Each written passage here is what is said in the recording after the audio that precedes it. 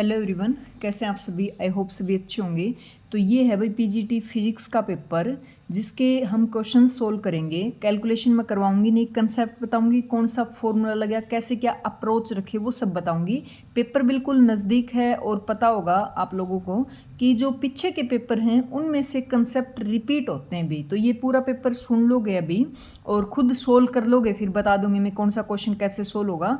तो रिपीटेशन बहुत होता है, बहुत फ़ायदेमंद रहेगा आप लोगों के लिए। तो देखिए इसको करते हैं शुरू। तो फर्स्ट शायद ये 2019 का पेपर है भाई। तो फर्स्ट क्वेश्चन दे रखा है इसमें, in a certain mass spectrograph an ion beam pass through a velocity selector. Velocity selector होता है भाई जो एक पर्टिकुलर वेलोसिटी को सिलेक्ट करता है और उस v की वैल्यू होती है E/b। ये मैं करवा चुकी थ्योरी में, ठीक है। फिर ये कह रहा है अभी वहां पे म्यूचुअली परपेंडिकुलर है ई बी। हाँ, दोनों तीनों आपस में म्यूचुअली परपेंडिकुलर होते हैं, ई बी और जो पार्टिकल जा रहा है। तो यहाँ पे तीनों आपस में म्यूचुअली परपेंडिकुलर लगाते हैं, मतलब ई को और बी को उनके साथ परपेंडिकुलर सेट करते हैं। तो इस वेलोसिटी के जो आयंस हैं उनको सिलेक्ट करेगा, बाकी को रिजेक्ट कर देगा, इसलिए उसका नाम पड़ा वेलोसिटी सिलेक्टर। यहाँ तक ये बात दे रखी है। The beam then entry region of another magnetic field. अब ये था, ये किसी और मैग्नेटिक फील्ड में जाएगा जिसका मैग्नेटिक फील्ड दे रखा है भाई B dash, perpendicular to beam. ये जो बीम जा रही है ऐसे उसके परपेंडिकुलर बी डैश लगा रखा है, ठीक है। The radius of curvature of path follow by the beam in this region. तो इस रीजन में जो ये बीम आई ना, उसका जो पाथ होगा उसका रेडियस पूछा है, ठीक है, किसके प्रोपोर्शनल होगा। तो देखिए कंसेप्ट क्या कहता है, वेलोसिटी सिलेक्टर से ये वेलोसिटी सिलेक्ट होगी, फिर ये किसी अनदर मैग्नेटिक फील्ड में गया बी डैश में जो कि इसके परपेंडिकुलर है भाई। तो मैग्नेटिक फील्ड क्या करता है, देखो मैंने दोनों का बताया था, इलेक्ट्रिक फील्ड और magnetic field. Electric field velocity change करता है, काइनेटिक एनर्जी को चेंज करता है, पाथ भी चेंज कर सकता है। जबकि मैग्नेटिक फील्ड जब उसकी डायरेक्शन में हो तो कुछ भी चेंज नहीं करता, क्योंकि साइन थीटा साइन 0 0 होती है, जीरो हो जाएगा, कोई फोर्स ही नहीं लगाएगा। बट जब मैग्नेटिक फील्ड परपेंडिकुलर हो, पार्टिकल के परपेंडिकुलर हो, तो वो पार्टिकल को सर्कल की फॉर्म में ऐसे सर्कुलेट करवा देता है भाई, उसकी डायरेक्शन चेंज करता है। सिर्फ डायरेक्शन चेंज करेगा, वो उसकी वेलोसिटी को चेंज नहीं करेगा। बहुत बार क्वेश्चन आता है भाई, मैग्नेटिक फील्ड की वजह से पार्टिकल की कभी वेलोसिटी चेंज नहीं होती, कभी काइनेटिक चेंज नहीं होती, ओनली डायरेक्शन चेंज होती है। जब ये परपेंडिकुलर हो तो पार्टिकल की डायरेक्शन चेंज करके वो सर्कल बनाएगा। अब पूछा कि इसमें गया, मतलब सर्कल बनाया क्योंकि परपेंडिकुलर सेट कर रखा, तो सर्कल बना, तो इसकी रेडियस बताओ भाई क्या होगी। तो इस वेलोसिटी का वो बीम आई, मैग्नेटिक फील्ड में गई, सर्कल बनाया, तो कौन कौन से फोर्स लगे, देखो मैग्नेटिक फील्ड में गई तो क्यू वी बी फोर्स लगता है मैग्नेटिक फील्ड की वजह से। दूसरा, ये सर्कल में घूम रही तो M V square by R centripetal force लगता है। दो फोर्स लगते हैं, वी से वी कट गया, आर दिख रहा होगा, इसकी वैल्यू निकालनी, बस वी की जगह एक वी जो बचा, ये वेलोसिटी पुट करो यहाँ और इस आर की वैल्यू निकाल दो, बस इतना सा क्वेश्चन है भाई। तो इसका फॉर्मूला बनेगा E dash by B B dash, बस ठीक है। अगला देखो, कंसिडर ए न्यूक्लियस जिसका मास m दे रखा है भाई और इक्वल नंबर ऑफ उसमें प्रोटॉन है न्यूट्रॉन है। एक बात तो ये दे दी। दूसरी, if the radius of the nucleus, जिस न्यूक्लियस की बात कर रही हूँ उसकी न्यूक्लियस नया, उसकी रेडियस जो है 3/2 टाइम्स स्मॉलर है, किसकी, एल्यूमिनियम जो दे रखा है, इस एटम की जो रेडियस है ना उसके 3/2 टाइम स्मॉलर है। एक ये कंडीशन दे दी। तो बाइंडिंग एनर्जी बतानी है इस न्यूक्लियस की, ठीक है। तो बाइंडिंग एनर्जी के लिए फॉर्मूला क्या होता है, बाइंडिंग एनर्जी का फॉर्मूला होता है Z mass of proton plus में A minus Z mass of neutron minus में मास ऑफ न्यूक्लियस इनटू में C square. Mass of nucleus तो दे रखा है, अगर हमें कहीं से जेड नंबर ऑफ प्रोटॉन और नंबर ऑफ न्यूट्रॉन पता लग जाए भी, ठीक है, तो बड़ी आसानी से हम इसमें पुट कर देंगे। तो पता कहाँ से लगेगा, इसने जो कंडीशन दे रखी वहां से पता लगेगा। तो इसकी रेडियस निकालो। रेडियस का फॉर्मूला होता है आर नोट ए की पावर 1/3, जो नया एटम है उसका। इसकी रेडियस ये 3/2 है तो 2/3 हो जाएगा। रेडियस निकालो एल्यूमिनियम की, आर नोट ए की पावर 1/3 है, ये तो अगले दे भी रखा 27, तो 27 की पावर 1/3। 27 को क्या लिख सकती हूँ मैं, 3 की पावर 3 और 1/3, 3 से 3 कट गया, आर नोट से आर नोट कर गया। तो इसकी जो ए आया, इसकी जो नया एटम है जिसका हमें ए नहीं पता, वो कितना आया भाई 2/3 इंटू में 3 आया ये, और क्या बच गया इधर, हाँ बस 3 2। तो ये आगे भी इसकी 1/3 पावर है, दोनों साइड क्या कर दो 3 ले लो ताकि कैंसिल हो जाए। तो इसका ए आ गया, दोनों साइड ऐसे 3 लोगे 3, तो इससे तो कैंसिल हो गया, 2 की पावर 3 कितना होता है 8। ये अपना निकल गया भाई, ए होता है मास नंबर, मास नंबर निकल गया कि नए एटम के अंदर कितने टोटल नंबर, कितना उसका मास नंबर है 8 है। फिर अगले ने कंडीशन दी कि उसके प्रोटॉन और न्यूट्रॉन बराबर हैं, तो ए किसके इक्वल होता है, नंबर ऑफ प्रोटॉन प्लस में नंबर ऑफ न्यूट्रॉन। इसकी वैल्यू 8 है और ये दोनों बराबर, इसका मतलब ये भी 4 है और ये भी कितना है 4। बस बाइंडिंग एनर्जी में फॉर्मूले में रख दो, क्या हो गया 4 मास ऑफ प्रोटॉन प्लस में 4 मास ऑफ न्यूट्रॉन माइनस में mass of atom nucleus into में c²। बस जो कंडीशन दे रखी थी उससे आसानी से हमने जो डाटा था, जो हमें रिक्वायरमेंट थी, जो हमें चाहिए क्वेश्चन के लिए, फॉर्मूले के लिए जो चीज़ पूछी उसके लिए चाहिए, वो बड़ी आसानी से निकाल सकते हैं भी, और निकाल ली। क्यों जो चीज़ गिवन होती ना, वो एक बात ध्यान रखना, वो जो चाहिएगी हमें उसके लिए वो इन्फॉर्मेशन गिवन है भाई, जो गिवन है वो काम की होती है हमेशा ही। ठीक है, तो नेक्स्ट क्वेश्चन देखिए, नेक्स्ट 93। ये क्वेश्चन बहुत बार आया हुआ अभी पीछे मैंने देखा। An arrow is a sport horizontally, arrow मतलब लाइक ए तीर टाइप है, ठीक है, तीर, हाँ तीर टाइप, तीर हॉरिजॉन्टली विद स्पीड से तीर को चलाया जा रहा है on the top of the tower, tower से भी, जिसकी हाइट है 60 मीटर हाइट, ऊंचाई पे एक टावर ऐसे, वहाँ से ऐसे तीर चला दिया, 60 मीटर ऊंचाई है इसकी और 20 मीटर पर सेकेंड इसका वेलोसिटी दे रखा है। ठीक है, time period to reach the ground, तो ग्राउंड पे आएगा, देखो ऐसे था टावर, यहाँ से तीर चलाया, वो तीर ऐसे तो जाएगा नहीं, वो क्या है ड्यू टू ग्रेविटी नीचे आएगा। तो ये पूछा कितने टाइम में नीचे आ जाएगा, तो टाइम का सीधा सीधा फॉर्मूला क्या होता है 2h/g। ठीक है, तो 2h कितना दे रखा है 60/20, इसको काट लेना और देख लेना ये आंसर आ जाएगा भी। इसका हाइट कितना दे रखा है 60 और g की वैल्यू 10 है भाई, g की इसने बोला 10 रखो। ठीक है, तो 12 आ गया, √12 की वैल्यू कितनी होती है 6.46 सेकेंड। ठीक है, आगे देखो अगला, ये ग्रेविटी वाले से भाई, 2 प्लेनेट हैव सेम मास, भी 2 हैं और दोनों का मास सेम है, m ले लो। ठीक है, ये बात दे दी। Each planet has constant density, density constant है, but density of a planet 2, जो डेंसिटी प्लेनेट 2 ये 1 मान लो, ये 2 मान लो, तो 2 की है density of planet 2 is twice है, दुगुनी है किससे 1 वाले से, 1 से, तो ये दुगुनी है तो इसको 2 से मल्टीप्लाई करेंगे, तो ऐसे ये रिलेशन दे दिया, जो दे दिया वो काम का है तो मैंने लिख लिया पहले। ठीक है, identical object of mass m is placed on the surface of, identical mass एक पार्टिकल रख दिया मान लो, जिसका भी इन दोनों का मास बराबर है, इनका मास भी सेम है। ठीक है, what is the relationship of gravitational potential energy 2 और 1, दोनों की पोटेंशियल एनर्जी के बीच में क्या रिलेशन है ये पूछा है। तो देखो पोटेंशियल एनर्जी का फॉर्मूला लिखो, सेम होता है फॉर्मूला 1 के लिए लिख रही हूँ मैं, क्या होता है Gmm/r, ये बड़ा।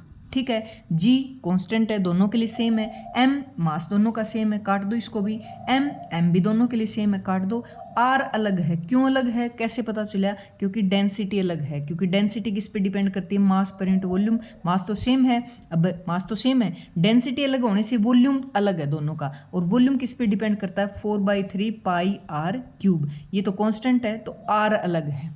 तो इस फॉर्मूले से, डेंसिटी वाले फॉर्मूले से, डेंसिटी का फॉर्मूला रख के, डेंसिटी क्या होता है मास पर इंटू वॉल्यूम सेकंड का is equal to mass second का वॉल्यूम फर्स्ट का, ये तो बराबर है, काट ही दो वॉल्यूम। तो वॉल्यूम का फॉर्मूला रख के और R1 और R2 में रिलेशन निकाल लो भाई, क्या रिलेशन है, और फिर दोनों का जब यहाँ पे रेशियो लोगे न्यू2 का Gmm/m तो हटा ही दो, ये तो बराबर लेने नहीं है, तो हमें न्यू1/न्यू2 इज इक्वल टू R2/R1, दोनों का रिलेशन ले आओ इस डेंसिटी वाले फॉर्मूले से पुट करके 4/3 πr³ से, तो 4/3 π तो कट जाएगा, R1 R2 के बीच में रिलेशन आ गया यहाँ से, तो यहाँ पुट करोगे तो दोनों के बीच में बड़े आसानी से रिलेशन निकाल सकते हो। ठीक है, बस फॉर्मूला पुट करना था और जो दे रखा है डाटा वो हमें यूज करना था भाई।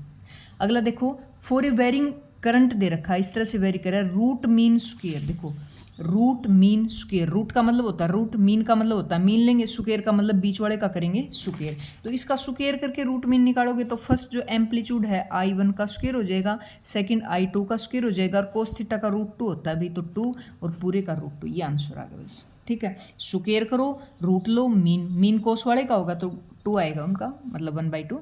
ठीक है, तो ये आंसर देखो 1/√2 और ये भी 1/2, चाहे पूरे पे √2 लगा देता तो भी सेम बात थी, 1/2 का मतलब भी रूट होता है, तो इस पे भी रूट है, इस पे भी रूट है, तो third option is correct answer. ये मैग्नेटिक फील्ड में जो पारा डाया फेरो वहाँ से क्वेश्चन दे रखा भी, देखो कैसे। A magnetic field B naught है apply to a paramagnetic substance है, डाया होते हैं, पैरा होते हैं, फेरो होते हैं, तो बी नोट अप्लाई कर दिया बाहर। In the interior of the substance the magnetic field produce by the atomic magnetic dipole, atomic magnetic dipole की वजह से जो अंदर मैग्नेटिक फील्ड प्रोड्यूस होगा सबस्टांस का, उसके बारे में पूछा अभी। देखो क्या चीज़ें होती हैं, एक तो होता है, समझ लो सारी, डाया, एक होता है पारा और एक होता है फेरो। तो सबस्टांस है, इसके अंदर क्या होता है, जो बाहर मैग्नेटिक फील्ड अप्लाई करोगे तो अंदर मैग्नेटाइजेशन होगा वो इसके, ये इधर डायरेक्शन है तो इसके अपोजिट में होगा भाई। जबकि पैरा के अंदर क्या होता है, मैग्नेटिक फील्ड जिस डायरेक्शन में अप्लाई किया तो due to atomic magnetic dipole की वजह से जो अंदर मैग्नेटिक फील्ड बनेगा वो उसकी डायरेक्शन में बनेगा, और फेरो के अंदर भी उसकी डायरेक्शन में बनेगा जो एक्सटर्नल है, तो इसमें अपोजिट है, इन दोनों में सेम डायरेक्शन। दूसरी बात, इसमें जो ये तो अंदर परमिट बहुत कम करने देता है, जो मैग्नेटिक फील्ड लाइंस होती हैं, तो इसका मैग्नेटिक फील्ड अंदर बहुत कम होता है, और इसका कुछ होता है, बट देखो पहले क्या होता है, रैंडमली ओरिएंटेड होते हैं ड्यू टू मैग्नेटिक डाइपोल की वजह से। जब बाहर मैग्नेटिक फील्ड लगाओगे तो ये एक पर्टिकुलर डायरेक्शन में सेट हो जाते हैं, बट ये एक परमानेंट या सारे ढंग से सेट नहीं होते भी। तो अंदर का जो मैग्नेटिक फील्ड बनेगा इनका खुद का, वो लेस होता है बाहर वाले से, पर क्योंकि ये सेम डायरेक्शन में है तो बी जो नेट बनेगा टोटल, तो इसका खुद का, जो मैं इस बी की बात कर रही हूँ, प्लस में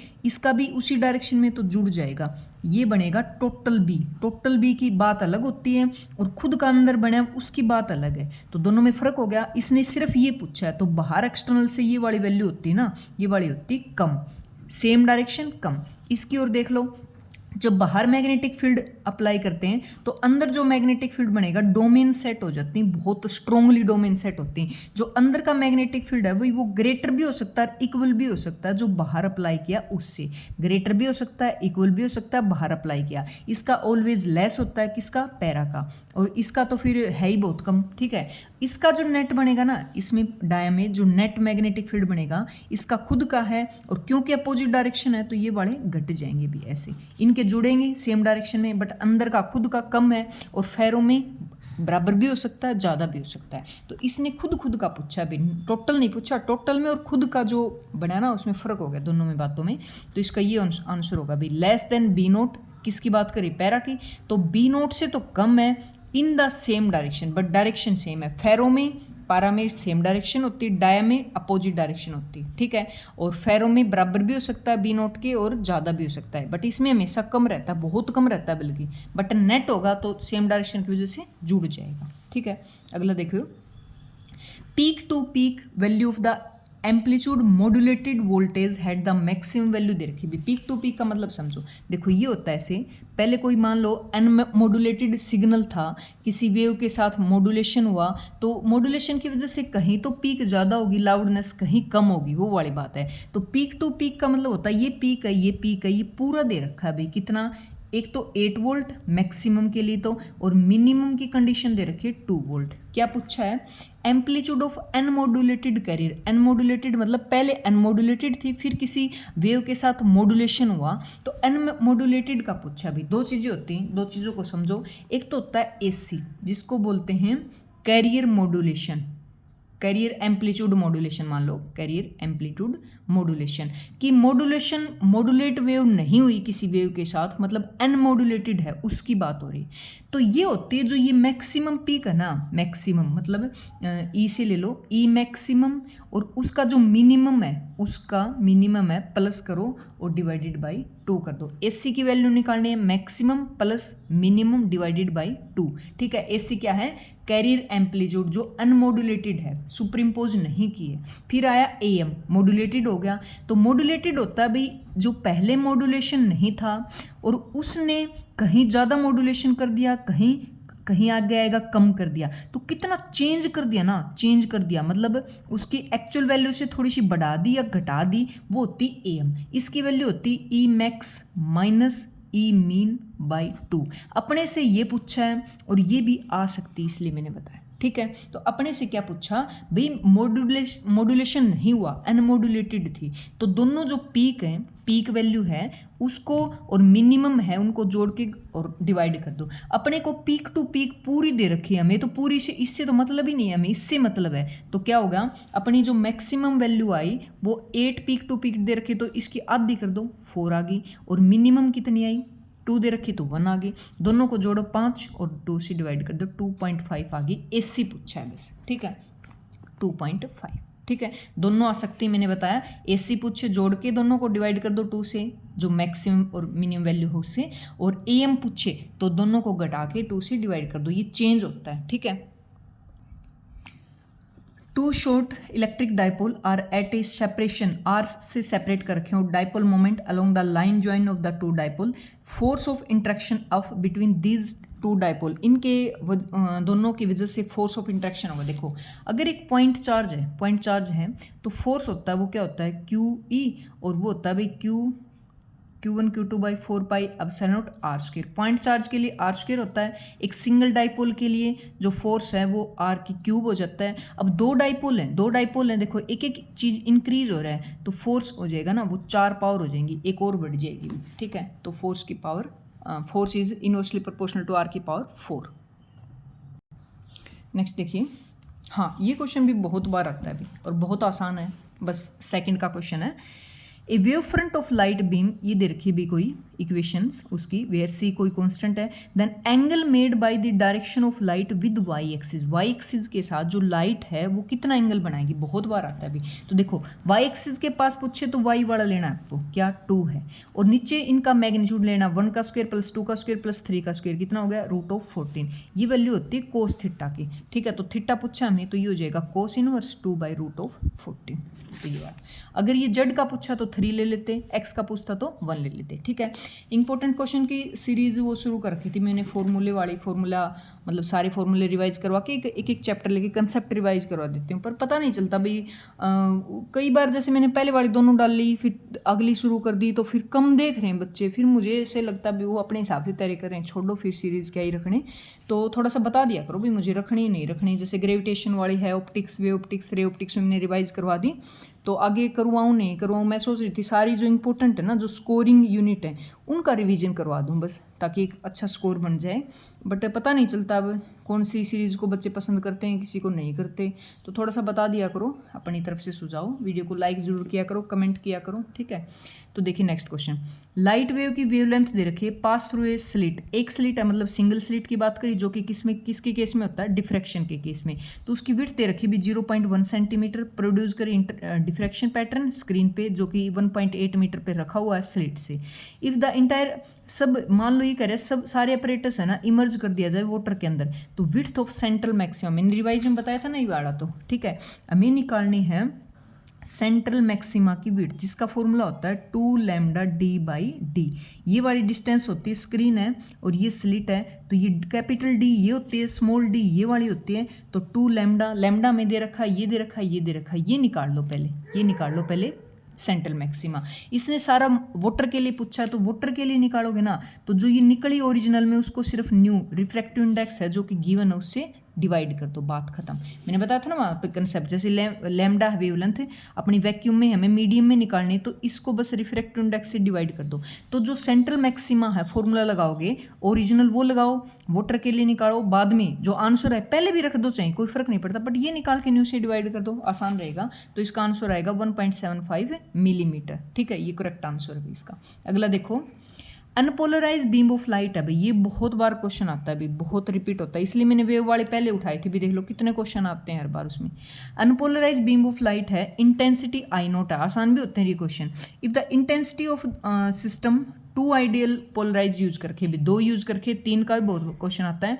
angle between axis of polarisation of the polarise, angle निकालना है हमें जो कि इमर्ज लाइट हुई बाहर निकली सेकंड से, वो I0/4 इंटेंसिटी की निकली। देखो कैसे क्या करना है, एक पोलराइजर है, दूसरा हमें नहीं पता किसी एंगल पे दे रखा है, ये इसके साथ मान लो थीटा एंगल बना रहा है, तो यहाँ से निकली वो I0/4 है और यहाँ से डाली इसने I0, ये इन्फॉर्मेशन गिवन है। तो क्या किया, कोई भी अनपोलराइज लाइट फर्स्ट पोलराइजर से पास होती है तो इसकी इंटेंसिटी हो जाती है हाफ, बात खत्म।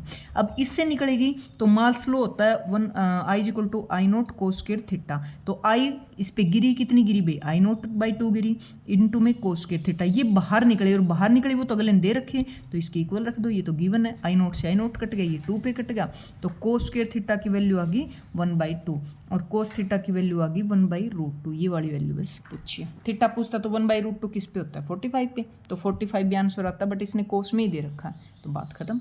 ठीक है, हाँ ये क्वेश्चन बहुत बार आता है भाई। A rod of length L rotate with the angular velocity omega से वो रोटेट करिए about the perpendicular of bisector. भाई बाइसेक्टर ऐसे ऐसे, बाइसेक्टर इसके बीच में ऐसे है, तो ये ऐसे रोटेट कर रही है। ठीक है, a uniform magnetic field B है जो कि parallel to axis of rotation के पैरेलल है। Potential difference between the two end of the rod, potential difference बताना भाई। ये मान लो रोड है, ये ऐसे घूम रही है। ठीक है, तो बीच से जब ये परपेंडिकुलर इसके बीच में है ना, तो इस सिरे के और इस सिरे के बीच में पोटेंशियल डिफरेंस निकालना। तो देखो इक्वी डिस्टेंस पे है, सब कुछ बराबर है, यहाँ का पोटेंशियल यहाँ से आएगा उतना ही यहाँ का यहाँ से आएगा। तो पोटेंशियल डिफरेंस पूछा इसने, तो यहाँ का बराबर है, तो पोटेंशियल डिफरेंस 0 आएगा। कब, जब ये बीच में हो। तो इसका आंसर है भाई 0। बट क्या क्वेश्चन बन सकते हैं, मान लो ये रोड ऐसे थी, ऐसे रोड L लेंथ है और यहाँ से इसको बांध दिया और ये ऐसे घूम रही है, तो सर्कल बनाएगी कितनी रेडियस का, R रेडियस का। तो यहाँ और यहाँ के बीच में पोटेंशियल डिफरेंस पूछे, तो ये इसके ऊपर तो अटैच है, तो यहाँ का पोटेंशियल तो 0 हो जाएगा। यहाँ का निकाल लो और पोटेंशियल डिफरेंस के लिए यहाँ और यहाँ का कर दो माइनस। तो निकालेंगे कैसे, पोटेंशियल मतलब E का फॉर्मूला होता है d∅/dt और फाई का फॉर्मूला क्या होता है, B into A divided by time. तो B की जगह B, एरिया मतलब सर्कल बनाएगी तो पाई आर कितना है L, तो pi R square divided by T होता है 2π/ω। ठीक है, पाई से पाई कट गया, तो BL स्क्वायर ω/2 ये आ गया भाई। ये आ गया इस सिरे का, डिफरेंस के लिए दिस -0, तो यही बनेगा। ठीक है, कब आया, एक सिरे पे हो, बट यहाँ तो बीच में था, तो दोनों के लिए बराबर होगा। चाहे निकाल के देख लेना, ये वाला फॉर्मूला लगाओगे ना, तो यहाँ से जब ऐसे रोड थी घूमेगी तो कितना, पूरी लेंथ L है, तो यहाँ की रेडियस L/2, तो पाई आर स्क्वायर इतना सर्कल बनाएगी। वैसे ही पुट करना जैसे मैंने पुट किया, और दोनों का निकालना बराबर मिलेगा, माइनस करोगे तो 0 हो जाएगा। ठीक है, नेक्स्ट देखो। हाँ, ये नेक्स्ट क्वेश्चन थोड़ा सा दिखने में सुगला लग रहा है अभी, बट आसान है, थोड़ा समझोगे तो। देखो कैसे है, ए स्मॉल बॉल है कोई सस्पेंडेड ओवर ए इनफाइनाइट हॉरिजॉन्टल कंडक्टिंग प्लेन। भाई इनफाइनाइट है और हॉरिजॉन्टल है, मतलब नीचे ऐसे इनफाइनाइट प्लेट रखी हुई भी, कंडक्टिंग प्लेन है। By means of an insulating elastic thread of stiffness के दे रखा है भाई, ऊपर लटका रखी बॉल, और इसका जैसे वो स्प्रिंग कांस्टेंट नहीं लेते, तो ये थ्रेड है मतलब इलास्टिक है, तो इसका स्प्रिंग कांस्टेंट की तरह ही के दे रखा है भाई, मतलब ये बढ़ सकता है, एक्सपेंड हो सकता है, ऐसे बोलने की कोशिश कर रही। As soon as the ball was charge, फिर क्या किया, बॉल लटकी हुई थी और फिर उस बॉल को कर दिया चार्ज कर दिया। फिर क्या किया इसने, it descended by a X distance, तो ये इसको चार्ज कर दिया, तो ये कह रहा है ये थोड़ी सी लटक के एक्स डिस्टेंस नीचे आ गई भाई। ठीक है, एक्स डिस्टेंस आगे, and it separation from a conducting planes become equal to, तो अब ये प्लेट से थोड़ा सा पास ज़्यादा बना दिया मैंने, ये कोई कंडक्टिंग इनफाइनाइट कंडक्टिंग प्लेन थी, फिर एक बॉल थी, बॉल लटकी हुई थी, फिर उसको चार्ज किया, बॉल आ गई यहाँ, तो अब ये इससे दूर है L डिस्टेंस पे, और ये बढ़ गई एक्स डिस्टेंस बढ़ गई, और ये कह रहे हैं प्लेन से ये L डिस्टेंस पे दूरी पे है। अब द चार्ज, तो इस बॉल पे हमने कितना चार्ज दिया, इसकी बात करें, चार्ज निकालो। तो देखो समझो इस चीज़ को, ये है कोई इनफाइनाइट कंडक्टिंग सीट, तो इसकी प्रॉपर्टी क्या होती हैं, इनफाइनाइट कंडक्टिंग प्लेन्स होती है, उसके ऊपर मान लो चार्ज है यहाँ पे Q, तो इसकी प्रॉपर्टी कहती है उतनी डिस्टेंस पे एक चार्ज बन जाएगा यहाँ उसके अपोजिट डायरेक्शन में। ठीक है, अपोजिट डायरेक्शन में चार्ज बनेगा, और दोनों के बीच में जो फोर्स लगेगा, मान लो ये डिस्टेंस D है, तो इधर भी D मिलेगी भाई, उतनी डिस्टेंस पे बनेगा। तो यहाँ जो फोर्स लगता है ना, वो होता है भाई Q1 Q2 होता है, तो Q²/4πε0 की बजाय D 2D हो जाएगा, तो 2D का स्क्वायर करोगे तो 4, और एक आगे होता है 4, मतलब 16πε0 और D स्क्वायर, ये फोर्स लगता है भाई। और इसका मैं इनफाइनाइट कंडक्टिंग सीट के लिए बहुत अच्छे से प्रैक्टिस करवा चुकी, कि एक इमेजिनरी या फिर इमेजिनेशन का चार्ज बनता है इधर अपोजिट, और ये इसको इधर अट्रैक्ट करता है, उतनी डिस्टेंस पे बनता है जितनी डिस्टेंस ये उतनी डिस्टेंस पे, उसके लिए ये फोर्स होता है। तो अब यहाँ काम क्या करा, देखो बॉल लटकी हुई थी, कोई चार्ज नहीं था, कोई आपस में इंटरफेयर नहीं था, बॉल को कर दिया चार्ज, चार्ज करते ये सीट इसको क्या करेगी, अट्रैक्ट करेगी, अट्रैक्शन की वजह से ये वाला थ्रेड अब बंध सकता है, मतलब एक्सपेंड हो सकता है।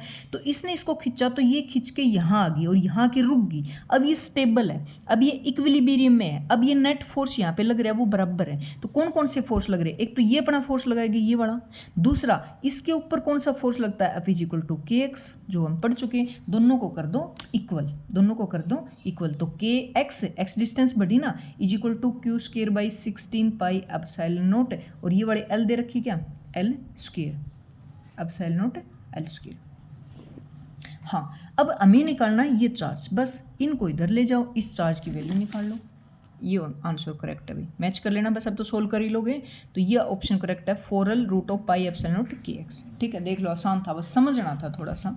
आगे देखो, a straight conducting wire of uniform cross section carry a current I दे रखा है, S be the specific charge of the electron. S होता है स्पेसिफिक चार्ज, मतलब इसकी वैल्यू होती है E/m। ठीक है, आगे देखो, the momentum of the all free electron per unit length of the wire due to drift speed. Drift speed का जिक्र आ गया, ये टॉपिक मैंने वहाँ बताया था, बहुत इंपॉर्टेंट होता है भाई, 12th क्लास है, हरियाणा बोर्ड डालता ही डालता है। Relation between current and drift velocity क्या होता है, I is equal to ANEVD। अब ड्रिफ्ट वेलोसिटी का पूछा हमसे, क्या पूछा देखो, the momentum of the, momentum होता है P is equal to MV, ये वाला मोमेंटम है। The momentum of the all free electron per unit length of the wire, length इसके नीचे कर लो, due to their drift speed. हाँ, उसकी वजह से किस पे डिपेंडेंसी पूछी हमें। तो देखो, हमें ये फॉर्मूला पता है, हमें मोमेंटम मतलब V तक पहुंचना है, V, तो VD की वैल्यू निकालो, यहाँ से क्या आ जाएगी, I/ANE। ठीक है, दूसरा एक चीज़ ये गिवन है E/m। तो देखो VD है, दोनों साइड मास कर लो क्योंकि मोमेंट तक पहुंचना, मोमेंटम तक, तो ये निकालनी है हमें। तो अब बच गया IM/AN। ठीक है, हमें देखो V की निकाली, बट हमें V नहीं चाहिए, हमें मोमेंटम चाहिए, दोनों साइड मास से मल्टीप्लाई कर दिया तो ये तो P बन गया। अब इस M को नीचे ले आओ, इसके ये बड़ा, तो ऊपर तो I है और नीचे E/m S है, बाकी सब कांस्टेंट को हटा दो, प्रोपोर्शनल साइन लगा दो। हमें ये पूछा था मोमेंटम किसके प्रोपोर्शनल है, तो I/S के आ गया, अभी देख लो I/S। ठीक है, ये भी देख लो, थोड़ा सा समझते ना, बस फॉर्मूला याद होता है ये, तो बड़ी आसानी से आंसर तक पहुँच सकते हैं भी। नेक्स्ट देखिए, क्वेश्चन ज़्यादा मुश्किल नहीं होते भाई, एक फ़र्क है तो बस समझ का है, एक कॉन्फिडेंस का फ़र्क होना चाहिए बस। ठीक है, नेक्स्ट देखिए, ए ड्रॉप ऑफ ऑयल जिसकी डेंसिटी रो दे रखी है, float half submerge in another liquid. कोई वाटर है उसमें आधी अंदर गई हुई है और वहाँ फ्लोट कर रही, तैर रही है, और वाटर का डेंसिटी दे रखी है सिग्मा है। ठीक है, if the surface tension of the liquid T, अब सरफेस टेंशन का भी जिक्र कर दिया तो ये भी लगेगा। तो रेडियस बतानी है हमें ड्रॉप की, कैसे है देखो, ये मान लो लिक्विड है, अब ड्रॉप है वो आधी बाहर है, आधी सबमर्ज वाटर के अंदर है, इसका डेंसिटी सिग्मा है, इसकी रो दे रखी है, सरफेस टेंशन भी काम कर रही है। तो देखो क्या बताया था मैंने, कोई चीज़ कब तैर सकती है, तब तैर सकती है जब इसका पूरा वेट किसके इक्वल हो, जितना पानी को डिस्प्लेस किया, displace water, ball of that object equal to displace water, भी जितना डिस्प्लेस किया वो अगर इसकी पूरे वेट के बराबर है तो वो चीज़ वहाँ तैर सकती है आराम से। तो नीचे की तरफ इसका पूरा वेट लगता है, वेट का फॉर्मूला क्या होता है mg, और डेंसिटी क्या होता है मास पर इंटू वॉल्यूम, तो मास हो जाएगा डेंसिटी इंटू में वॉल्यूम, वॉल्यूम इसके लिए क्या होता है 4/3 पाई r क्यूब, और आगे कौन है g है, इक्वल टू किसके इक्वल, ऊपर की तरफ बायनेंसी फोर्स लगता है तो उसकी डेंसिटी सिग्मा है, और आधा है भाई, आधा वॉल्यूम इसके अंदर है तो आधा लगेगा, आधा कितना होता है फिर 2 से डिवाइड कर दो तो 4/3 पाई, इसकी डेंसिटी r/क्यूब, और डेंसिटी कहाँ गई, अच्छा सिग्मा ये रख दी मैंने, वॉल्यूम रखना था 4/3 पाई r क्यूब। ठीक है, इंटू में नहीं प्लस में, टेंशन भी लग रही है ऊपर की तरफ, और टेंशन क्या होता है, टेंशन होता है फोर्स पर यूनिट लेंथ, तो फोर्स हो जाएगा tension into length, tension into length, length कितनी होती है 2πr, भी सर्कमफ्रेंस है, बस ये लेना हमें। निकालना क्या, देखो निकालना है ये r, निकालना है r, तो इनको इधर ले जाओ 2/3 पाई r क्यूब, तो देखो कॉमन क्या आया इसमें से, तो यहाँ रो बच गया, और जी भी, जो जी तो कॉमन ही है, नहीं जी कॉमन नहीं है ना, डेंसिटी भी कॉमन ही है, रो एक सेकेंड, m मैंने कुछ गलत तो नहीं रख दिया, देखो एक डेंसिटी होता है, मास होता है density into volume, density into volume, और एम रख दिया, जी सही है, ये वाला सिग्मा 2/3, यहाँ भी तो जी है फिर, हाँ तभी मैं सोचूँ जी कहाँ गया, तो जी कॉमन ले लो ना, फिर यहाँ बच गया रो, और 2 लिया हमने तो कॉमन, तो एक 2 भी बच गया, माइनस ये इधर जाके माइनस हो जाएगा, तो देखो बाहर कॉमन है सारे ये वाले, तो सिग्मा सिग्मा बचा, यहाँ क्या बचा t इंटू में 2πr, कुछ कटते हो तो काट दो, पाई से पाई कट गया, 2 से 2 कट गया, t इधर जाएगा, ठीक है, r से r की पावर 2 बचगी, 3 थी ना, 2 पावर होगी, तो हमें सिर्फ r तक पहुंचना भी, r की वैल्यू इधर रख लो, बाकी सबको उधर ले जाओ, t के नीचे चले जाएगा। अब ये तो r स्क्वायर हमें निकालना, r तो स्क्वायर रूट ले लेना, बिल्कुल आंसर मैच होता है भी, इसको देख लो, ये रहा 3t, ऊपर तो t बचा हुआ है, और 3 देखो ये रहा, ये इसके साथ जाएगा, 3t हो गया ना, तो 3t डिवाइडेड बाई ये बचा ही हुआ है g इंटू में 2 रो माइनस सिग्मा, देख लो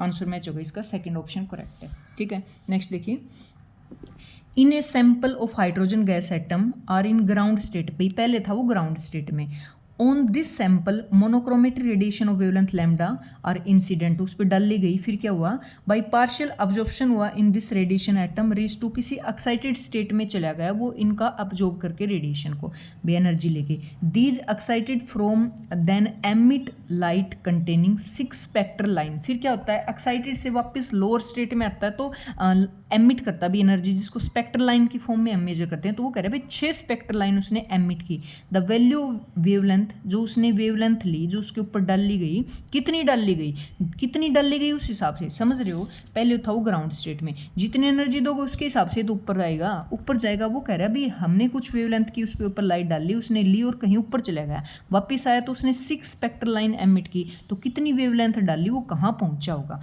तो देखो इसके लिए एक फॉर्मूला होता है भी, कितनी स्पेक्ट्रल लाइन बनती है, उसका फॉर्मूला क्या होता है, n इंटू n-1/2, ये होता है।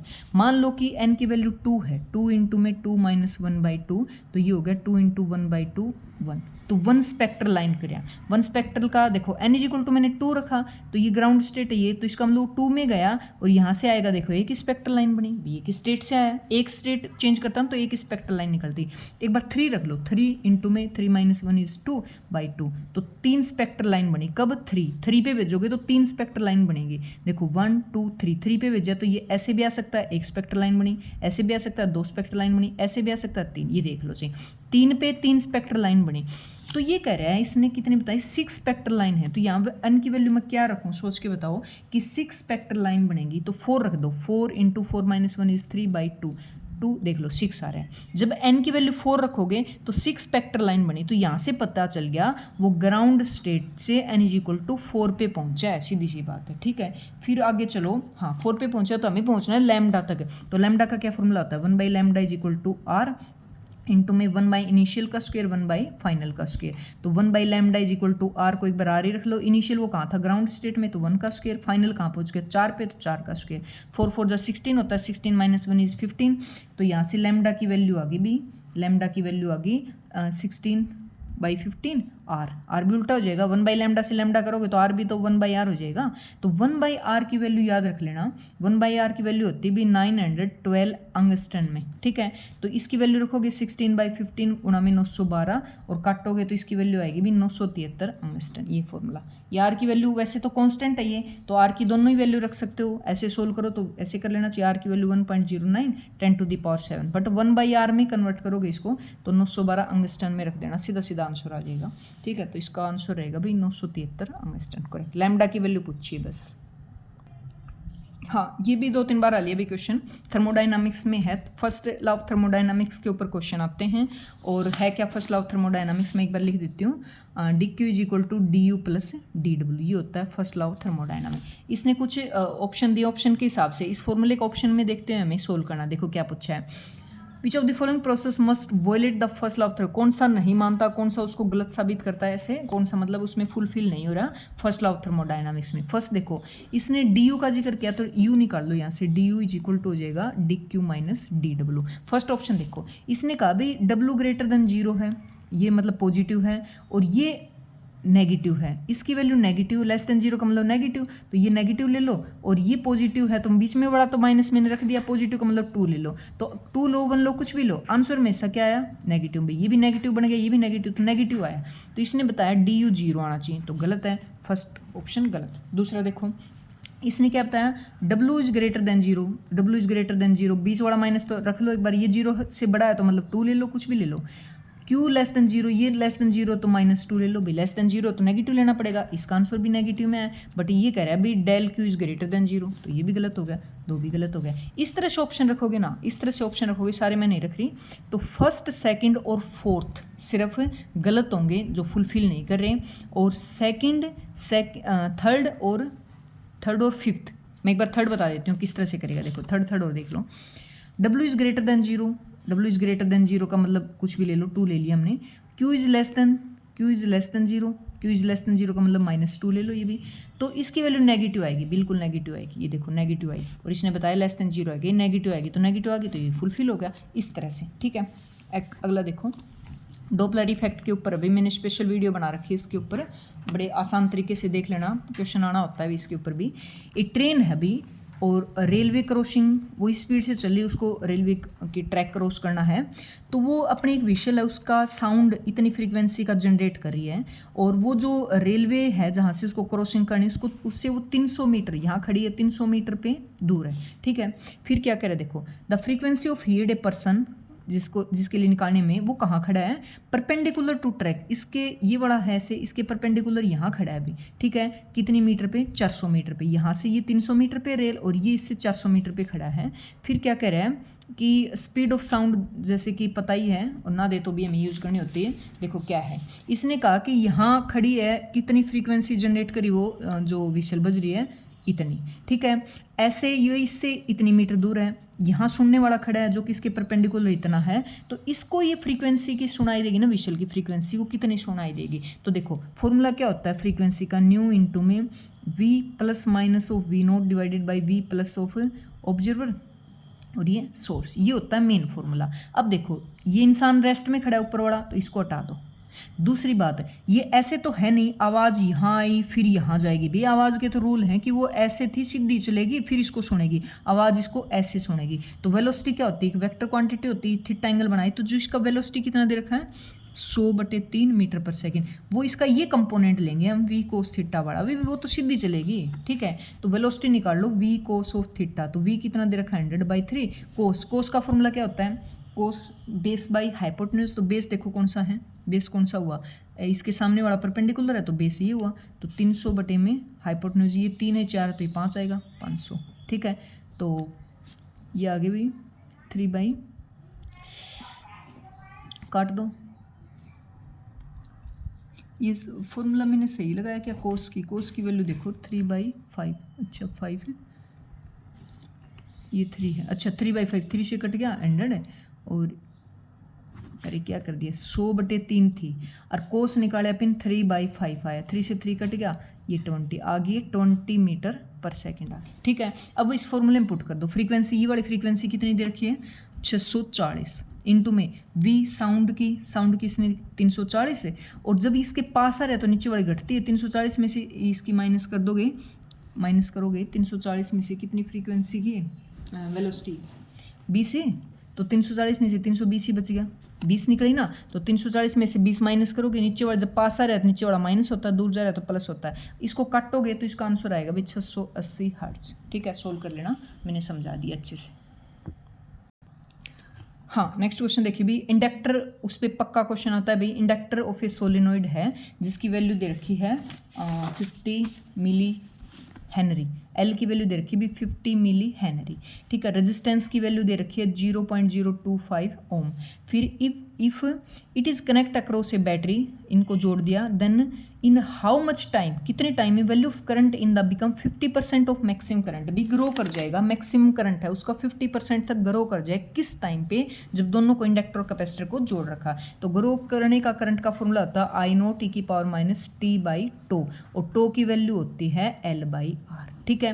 तो ये मैक्सिमम करंट होता है, तो ये कह रहा है किस टाइम पे ये करंट है ना, मैक्सिमम करंट I0 का 50% हो जाएगा, ये वाली पूछी है बस, ठीक है। तो सभी की वैल्यू पुट करो, L/R दे रखा है, पहले टो निकालो, T निकालना है, टो की वैल्यू 2 आएगी, कैलकुलेट करके देख लेना, दिख भी रहा है यहाँ से अलग सी 2 आएगी, रखोगे, इसकी वैल्यू दे रखी है, I0 से I0 कट जाएगा, एक्सपोनेंशियल कैसे कैंसिल होता है, दोनों साइड लोगे T तक पहुँच जाना, तो इसका आंसर आएगा 1.39 सेकेंड, ठीक है।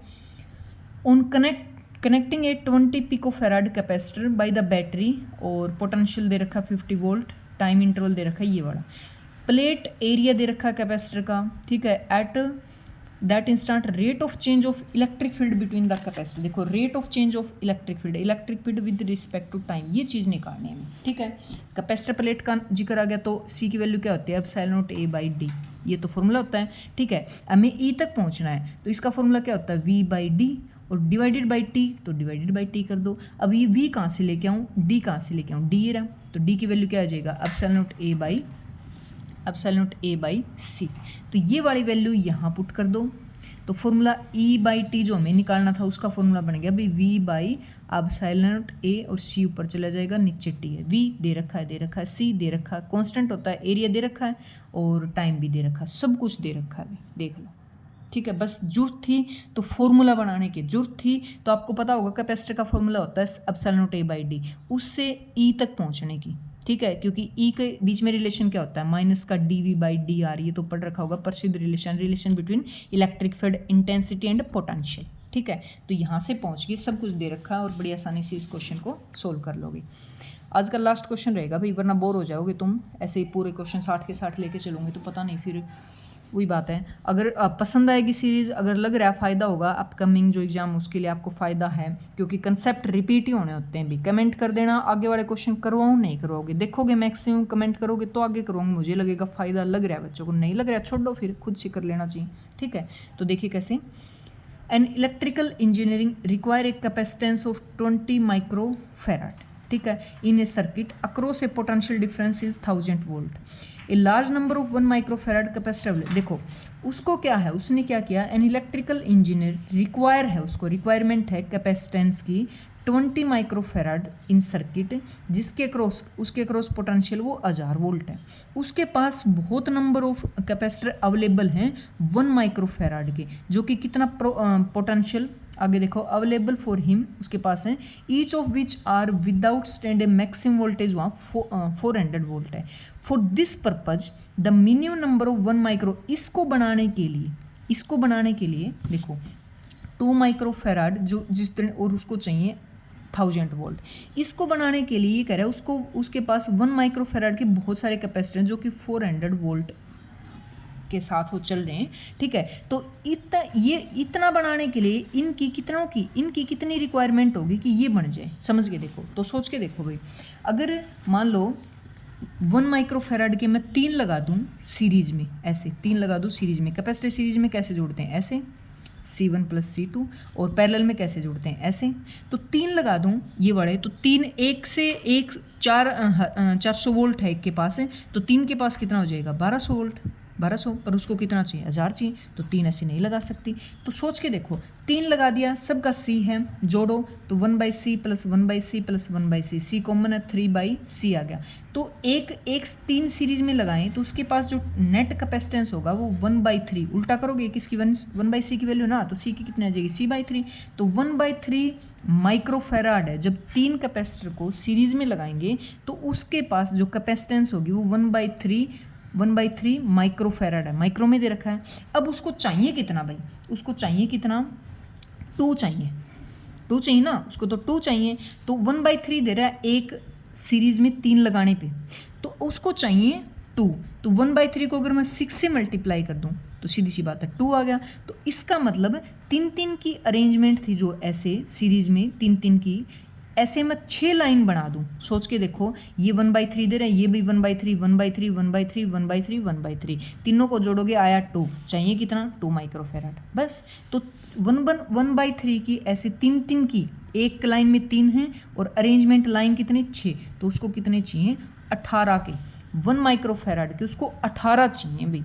उसने ये नहीं पूछा सीरीज में कितने लगाऊं, पैरेलल वाली लाइन कितने होंगी, उसने पूछा वो कितने हैं, उसके पास तो बहुत अवेलेबल हैं, वो कितने यूज़ करेगा 1 माइक्रोफेराड के, तो कितने यूज़ करेगा 18 यूज़ करेगा, ठीक है। सीधा ही फॉर्मूला बेस्ड क्वेश्चन था ये भी।